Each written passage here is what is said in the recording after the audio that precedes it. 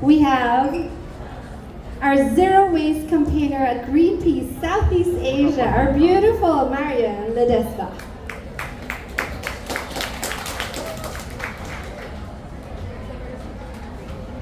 Hi everybody. Now, I want to ask before I start, who loves seafood? That's a great answer. And who uses salt in their cooking?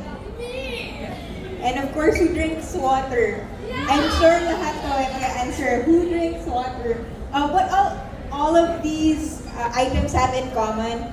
Unfortunately, the downside of all of these is that they do have microplastics in common. And let me just there. That's a picture of our colleagues doing tests on seafood and fish in Hong Kong. And unfortunately, more and more studies are showing that there's more and more seafood, different types of food items, as well as beverages and drinks that are actually showing microplastics. Ano to yung microplastics? They're tiny plastic particles that are less than 5 millimeters. And the sad thing about it is that they've been found in our air, water, and ground, meaning that they can easily infiltrate yung food systems natin, our water sources, as well as in our bodies. Now, this is all part and parcel of the plastic crisis that we're currently facing. But the thing is, microplastics is just a tiny, tiny tip of the iceberg when it comes to the plastic crisis. Because the truth is, all of these issues that we're hearing about plastic, hindi lang yung waste or microplastics, they're actually just a tiny part of the whole plastic pollution issue that we're currently facing. Because the plastic pollution crisis actually starts in the production of plastics as well as the extraction of fossil fuels. So I know that everyone has felt the impacts of different kinds of super typhoons in the past years. And what is the link of all of those to our current plastic pollution problem that we're facing is that actually plastics contributes to climate change, which exacerbates all of these different extreme weather events.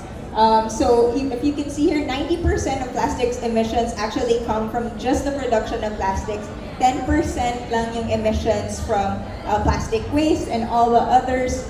Aside from their impacts on climate, of course, you know the impacts on nature loss, on our biodiversity, how it affects hundreds of coastal and marine species just because of plastic waste, but also the production of it. And another thing that we don't know as much about plastic is that actually there are thousands and thousands of chemicals that go into different kinds of plastic products. And around 25% of those chemicals, out of those 16,000 chemicals that are being used in different types of plastic, 25% are considered hazardous. So when we're looking at all of these different types of plastics, earlier we learned about certification and how to make our items and our food products safe. We also have to be aware of all the different additives that plastic has and how to ensure that we're trying to make it toxic free. Of course, if you've seen all of the impacts of extreme weather events on our country, just as what's happening with these super typhoons, you're also going to know that plastic pollution has impacts on our farmers and our fisher folk. And these impacts run deep because it's not just the habitats where they're getting or growing our food, but also in the equipment that they're using on a daily basis. So their sources of livelihood are disrupted by the plastic crisis. And of course, mayroong mga social injustices rin yung plastic crisis in the form of disproportionate impacts on women, on marginalized groups, on indigenous people. Now that you know all of the impacts, ano ba yung solusyon? And this is why we want to promote reuse and refill systems here, not just in Metro Manila, but in the entire Philippines. Because we want to show that to address the plastic crisis, we actually have to reduce and reuse because they are, along with redesign or rethinking our systems, the top two solutions that we can think of when we want to effectively address plastic pollution. So what do we need to do? We have to reduce overall plastic production by 75%. And if you're wondering, well, what happens to people that are using plastics? we want to ensure that this is an equitable and just transition to a plastic-free future by introducing reuse and refill systems. So what are reuse systems? Well, reuse in a sense is not just systems, but they can also be practices that allow us to use products and packaging again and again for the same purpose that they were created. There's no changing or manufacturing of the material. It really is just utilizing the same products again and again. And systems have logistics and infrastructure that support them. And why should we do reuse and refill? Reuse and refill, well, all of these positive benefits, hindi lang siya environmental impact. They also have socio-economic benefits that help people in the form of more jobs, more savings for businesses, as well as less resource extraction and less consumption on a whole. So all of these you'll be able to find in our report. But I did want to show you what Greenpeace has been working on with Quezon City and San Juan City, which is basically the introduction of dispensers that are alternatives to sachets and other single-use plastics. By putting dispensers, we're actually making the reuse and refill options, these alternatives, accessible to people by ensuring that the alternatives to plastic are not just affordable, but they're sometimes even cheaper than sachets. And what we're trying to do is to show that we can live with a plastic-free life as long as we have equitable solutions that are designed for our communities. So what happened with this project, it started out with 40 stores. Local government units invested and supported the project, handed out their own dispensers, and now there are over 2,000 community stores, sari-sari stores, local businesses that have dispensers for people to refill their containers instead of buying sachets. And there are other reuse and refill initiatives that you may know of. There's One Zero Express by Mother Earth Foundation. We have Back to Basics Eco Store in Quezon City. Of course, the water refilling stations that we all know and have in our neighborhoods, that's also an example of a solution to avoid having to use so much plastic bottles.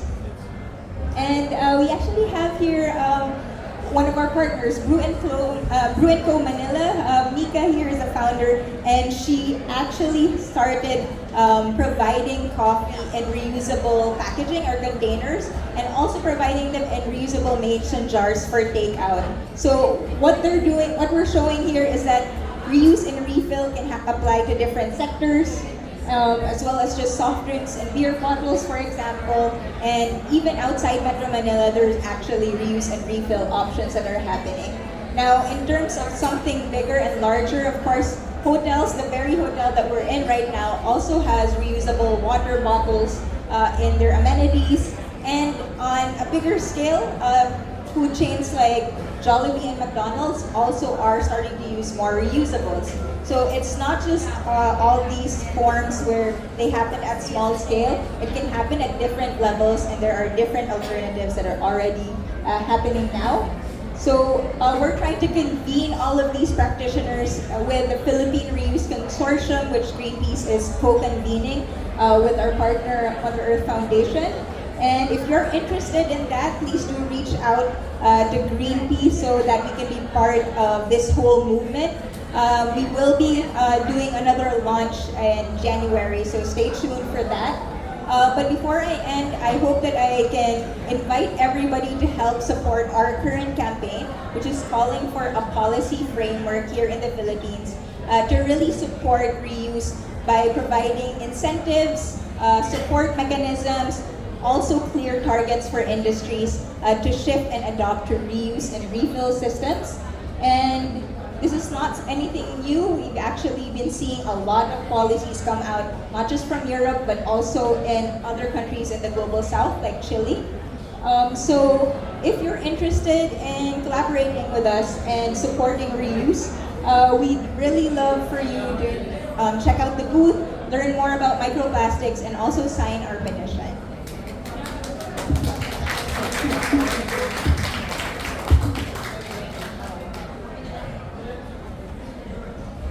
Thank you, Marian. And for those who don't know yet,